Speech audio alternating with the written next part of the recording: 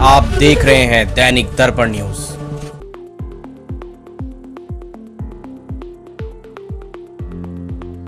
डांगी समाज के राष्ट्रीय प्रवक्ता देवीलाल डांगी ने बताया कि दिल्ली विधानसभा चुनाव के संदर्भ में भारतीय जनता पार्टी ओसीबी मोर्चा द्वारा डांगी समाज सम्मेलन आयोजित किया गया। इस सम्मेलन में डांगी समाज की प्रमुख समस्याओं पर चर्चा की गई। विशेष रूप से डांगी समाज को केंद्र और दिल्ली प्रदेश की सरकारों में ओसीबी सूची में शामिल करने की मांग को प्रमुखता दी गई। सम्मेलन में यह भी बताया गया कि ओसीबी आरक्षण के अभाव में डांगी समाज के बच्चों को शिक्षा के क्षेत्र में कठिनाइयों का सामना करना पड़ता है, जिससे वह विभिन्न कॉलेजों और विश्वविद्यालयों में प्रवेश पाने से वंचित रह जाते हैं।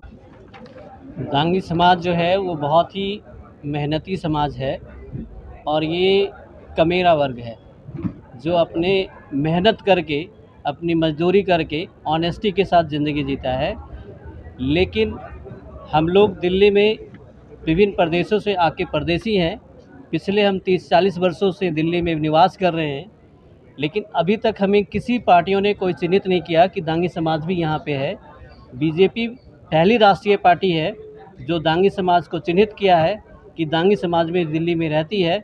तो मैं इसलिए बीजेपी के ओबीसी मोर्चा के प्रदेश अध्यक्ष माननीय सुनील यादव जी को धन्यवाद करना चाहता हूं कि उन्होंने कम से कम हमें बुला के यहाँ पे प्रेजेंस लिया, हमसे समस्याएं पूछी और उसका निदान करने का भी हमें आश्वासन दिया।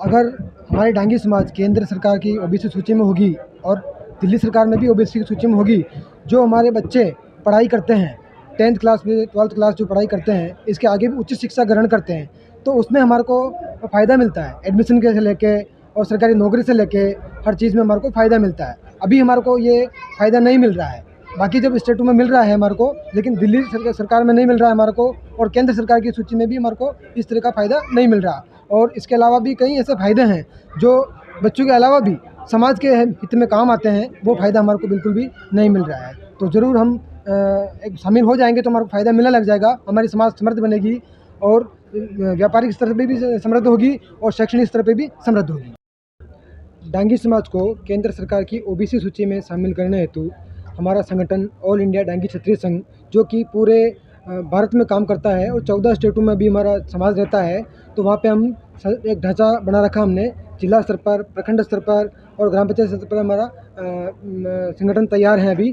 और सरकार के जो गजट में जोड़ने के लिए हमने कई प्रयास किए हैं। कई एमएलए और सांसद को लेटर भी लिखे हैं हमने, और उन्होंने आश्वासन भी दिया है कि जल्द ही हम आपको डांगी समाज को जोड़ने के लिए हम काम करेंगे। और राजस्थान में जो सरकार को, जो राजस्थान सरकार में ओबीसी सूची में हम हैं, लेकिन केंद्र की सूची में नहीं है। इस हेतु वहाँ के जो विधायक हैं उदयलाल डांगी ने, जो राजस्थान के मुख्यमंत्री हैं, वहाँ पे भी लेटर लिखा और मुख्यमंत्री जी ने आश्वासन भी दिया है कि यहाँ से हम प्रस्ताव पारित करके केंद्र सरकार में भेजेंगे, तो वो आपको ज़रूर इस सूची में शामिल करेंगे।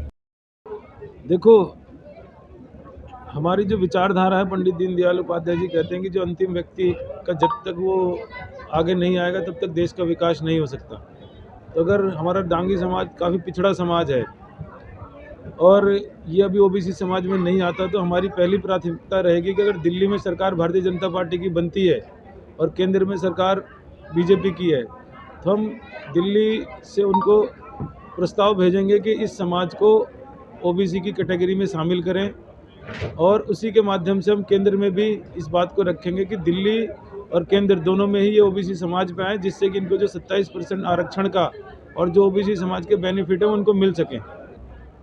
जी, मैं शिवनंदन प्रसाद डांगी, दिल्ली प्रदेश अध्यक्ष। आज का दिन जो सभा बुलाई गई, उसका मेन उद्देश्य था डांगी समाज को दिल्ली में के मुख्य धारा में जोड़ना। और जब ही जुड़ेगा, जब हम ओबीसी आरक्षण में आएंगे, तभी हमारा समाज जुड़ेगा। अभी 40 साल से हमारा समाज पिछड़ते जा रहा है, लेकिन पहली बार ये बीजेपी ऑफिस में हम लोग को बुला करके और समर्थन देने का बात कही, और उन्होंने आश्वासन दिया कि हम जब आएंगे पार्टी में, जीतेंगे, तो आपको ज़रूर हम सबसे पहले कार्यक्रम रहेगा आपको समाज को जाति में, ओबीसी में जोड़ना। इसके अलावा दिल्ली सरकार और केंद्र सरकार की नौकरियों में आरक्षण का लाभ न मिलने के कारण समाज को बेरोजगारी की समस्या का सामना करना पड़ता है।